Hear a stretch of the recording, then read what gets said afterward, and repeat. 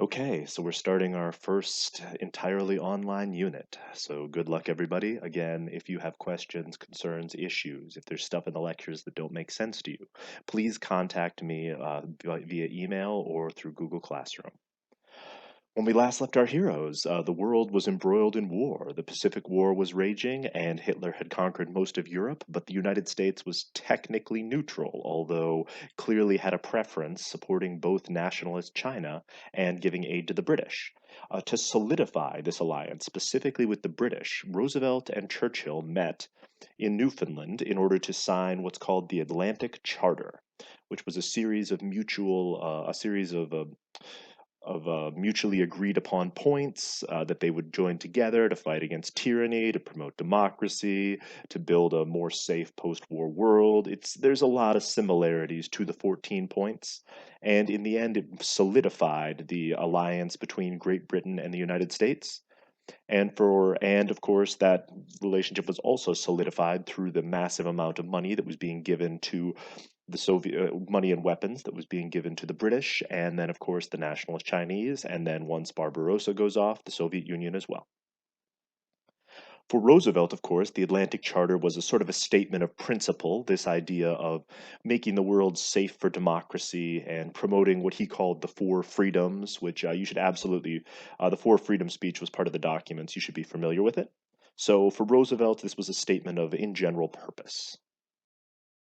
The biggest deal to come out of the Atlantic Charter was the Destroyers for Bases deal, which in some ways is similar to Lend-Lease, but in some ways is somewhat different. So, what it was Great Britain was suffering from a naval shortage at this point, facing off against Nazi submarines, and so we'd agreed to basically trade 50 U.S. destroyers to Great Britain to fight the German submarines in exchange for access to British bases in the Caribbean. So if you want to see what these destroyers look like, here are the destroyers that we gave to England so that they could use and theoretically return to us. I guess I'm not totally clear on that part, but I guess if they don't get sunk, maybe we're getting them back.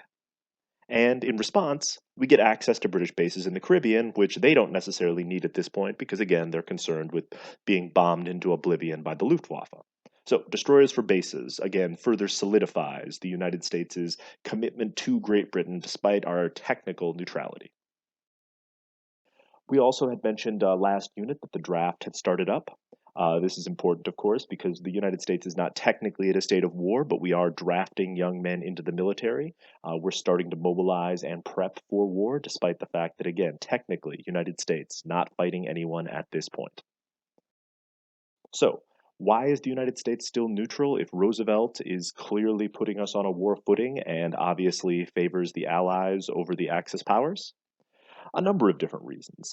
We had had friendly relations with Nazi Germany throughout the 1930s, or semi-friendly relations, right? I mean, the Hindenburg, the famous blimp that blew up and sort of ended lighter-than-air aircraft, was a Nazi balloon, right? And so we had had previous relations with the Nazis, and it was not clear when Hitler immediately took over that the Nazis taking over would mean the United States hating Germany. But at the same time, as more and more word got out of Nazi atrocities and as the war got increasingly dire, there was increasing pressure to side with the Allies, to boycott Nazi-made goods, I mean, there was a sense that that the Nazis were not an ally that we wanted to have close relations with.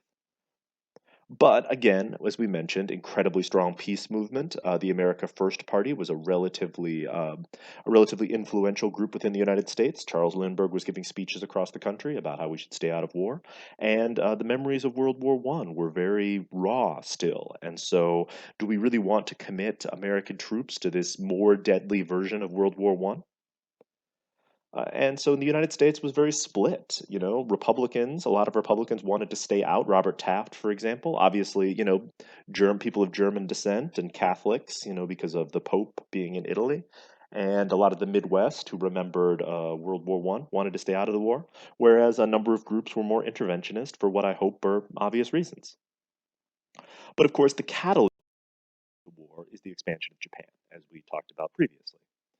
Japan, of course, had been rising for a number of years after defeating China and Russia, became a world power, annexed Korea. We talked about all this stuff. The invasion of China is one of the things that, as we mentioned, really got us involved in this whole, that got us, changed our opinions or created much more anti-Japanese sentiment. And so we had talked previously about the Manchurian Railway incident, the Mukden incident, leading to the Japanese annexation of Korea. Oh, sorry, of Manchuria.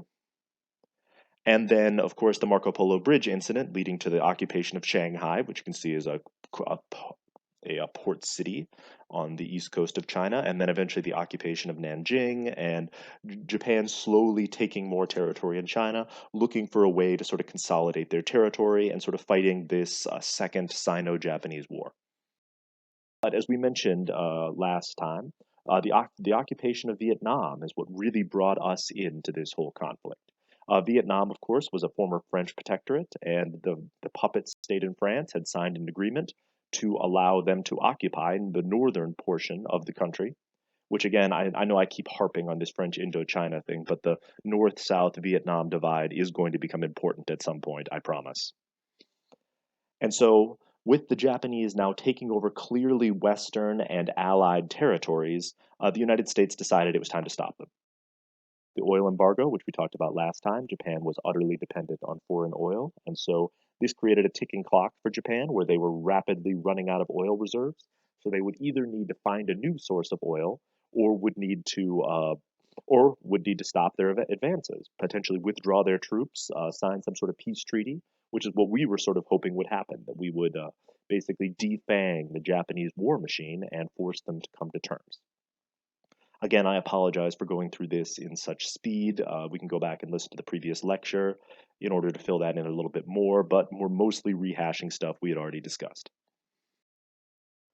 The attack on Pearl Harbor is the cataclysmic event that brought the United States into the war. I'm assuming you already have some familiarity with the attack on Pearl Harbor. Pearl Harbor is, of course, a U.S. naval base on the island of Oahu, and it was attacked by surprise without a formal declaration of war, or I guess technically the Japanese delivered a declaration of war at about the same time that planes were starting to bomb Oahu. I'll post an animated video of the Pearl Harbor attack for those of you who are interested on Classroom, so you can watch it in more detail. So I'm just going to go through sort of a bare bones assessment here. But Japanese aircraft carriers attack the island, and because the United States was utterly unprepared for this, we'd never faced sort of an aircraft carrier attack of this magnitude. It was utterly devastating. The U.S. Pacific Fleet, anchored at Pearl Harbor, suffered incredible damages, with a number of battleships destroyed, most specifically the Arizona. But and almost the entire rest of the Pacific Fleet was crippled. It was probably one of the worst military defeats in American history. And really, the only silver lining of it was the fact that our aircraft carriers were not at Pearl Harbor at the time. And so so we did still have some naval capacity in the Pacific. We weren't totally defanged. So, Pearl Harbor attack, I'll post a video that'll go into more detail, but U.S. Pacific Fleet crippled, and then the Japanese were given a free hand for at least a while in Asia. This means war for the United States, of course. We attacked Japan almost immediately with long-range bombers in what's called the Doolittle Raid. I mean, immediately, within 6 months, and so we are able to score a superficial victory in that we were able to drop some bombs on Japan in response. So the Doolittle Raid, obviously, it was more for morale purposes than for any actual military objective, but it did represent our willingness to strike back. But for the most part, the first 6 months of the Pacific War went incredibly poorly for the Allies. The Japanese were able to utterly crush a British fleet sent against them, and then quickly started taking over Western territories to secure their supplies of raw materials and oil. The Japanese invaded the Philippines and were able to capture Manila, with General Douglas MacArthur escaping shortly before the city fell, with, of course, with his famous statement that he will return. But U.S. troops mostly, in the end, abandoned the Philippines, and the ones who were captured were put on a very unpleasant sort of death march to a place called Bataan, which I think the documents go into a little bit more detail on that. Yeah, so this is footage of the Bataan Death March. The Japanese were famous for their terrible treatment of prisoners. This included U.S. POWs, and in general, the Japanese are accused of what we would consider war crimes and torture for their incredibly brutal treatment of prisoners. The Japanese were then able to take over pretty much all of Indonesia and the Philippines, of course, Thailand, Burma, and were threatening Australia. At the same time, they had annexed much of northern China and were still fighting the Chinese nationalists and the Chinese communists on the Chinese mainland. And so the Japanese were stretched relatively thin, but with taking all these island possessions, the Japanese began to fortify and build up their defenses. The Japanese goal was, of course, if they since they struck the United States as strongly as they did, and the United States was sort of was unable to defend their possessions for a while, the Japanese hoped that they could build an impenetrable defense around these territories, and the United States would simply have to accept the status quo and sue for peace. At approximately the same time that Japan was attacking Pearl Harbor, Hitler was launching his planned invasion of Russia. Operation Barbarossa is, of course, the Nazi invasion of Soviet Russia.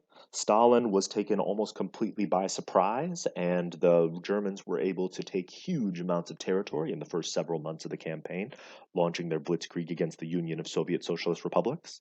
World history should have covered this in depth, so I'm not going to go into it in massive detail. But there were three thrusts: one trying to capture the northern port city of Leningrad; one attempting to capture the Soviet capital of Moscow; and one attempting to secure Stalingrad, an important city along the Volga River, partially controlling access to the Black Sea.